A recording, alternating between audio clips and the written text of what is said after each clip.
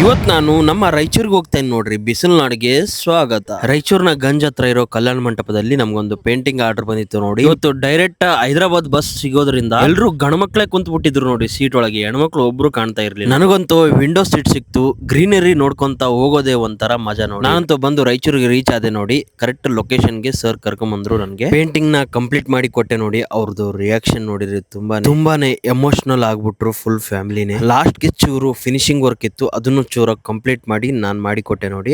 ಅದಾದ್ಮೇಲೆ ಇದೇ ಮದುವೆಗೆ ಹ್ಯಾಂಗ್ರಿ ರಾಯಚೂರಿನವರು ಬಂದಿದ್ರು. ಆದ್ರೆ ಮೀಟ್ ಆದೆ ಅಂದ್ರೆ ಒಂದು ಫೋಟೋ ಮತ್ತು ಒಂದು ವಿಡಿಯೋ ತೊಗೊಳಕ್ ಆಗ್ಲಿಲ್ಲ.